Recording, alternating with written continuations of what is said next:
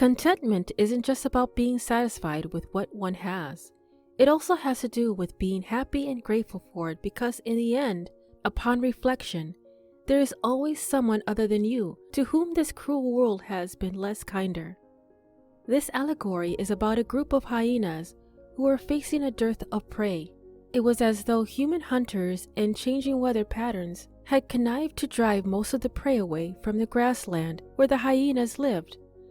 The hunger they were facing was so great that they ignored their natural pack instincts and instead decided to hunt individually in a fox-like manner to increase their chances of survival. Their primary aim now was to survive, and they were well adapted to doing that. They ate carrion and took down beasts twice their size. They also didn't leave out smaller animals like birds, snakes, and lizards from their menu.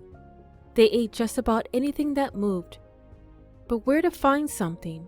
They searched and searched but found no respite.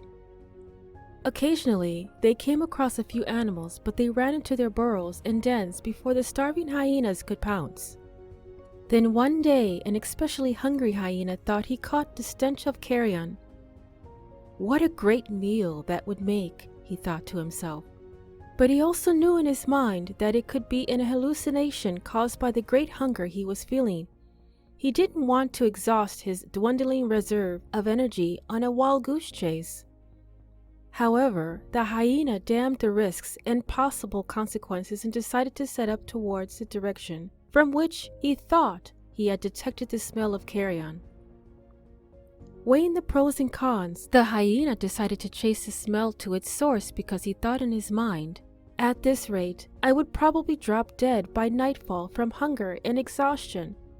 Why not take the risk and see what I'll find?" The trek was long for the exhausted hyena, but it seemed the smell was getting stronger as he advanced, and what was that? Over the sparse tree line, he could see a kettle of vultures circling overhead.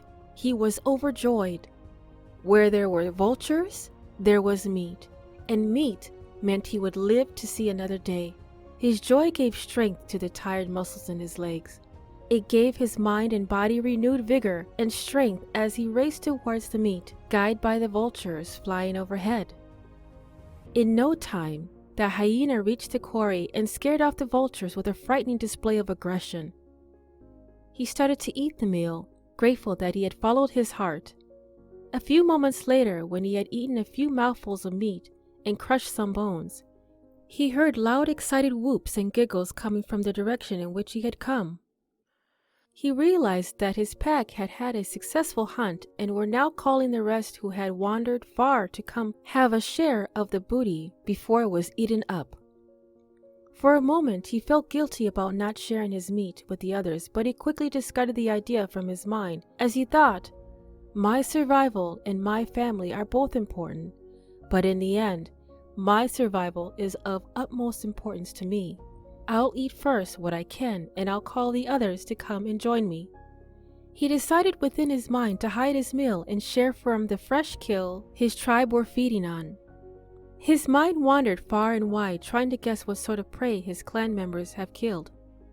In the end, he decided that a small game couldn't have excited his very hungry brethren. So he set forth after hiding the carcass he had presently eaten in a small hole, intending to come back to it.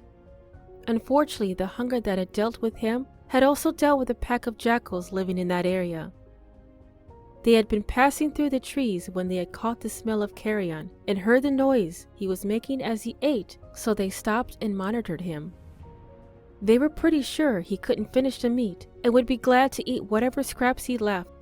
However, no sooner had he begun to eat than he heard the excited noises of his pack, so he hid the carrion in a small hole, unaware that he was being watched by a pack of jackals.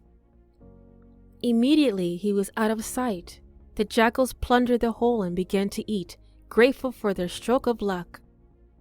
As the hyena drew closer to where the rest of his pack were, he licked his lips clean and rinsed his mouth in a nearby stream. A few heartbeats later, he arrived where his clan were situated.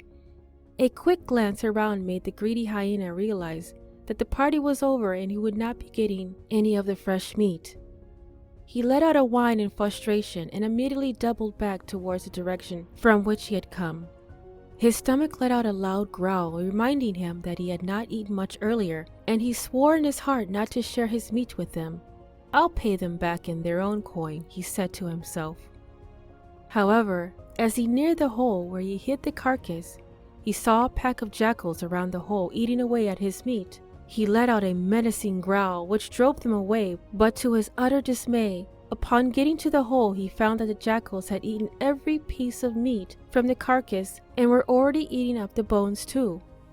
The poor hyena found nothing else to eat that day, so it had to make do with little it had eaten earlier. But it learned a very valuable lesson on that day. A bird in the hand is worth two in the bush.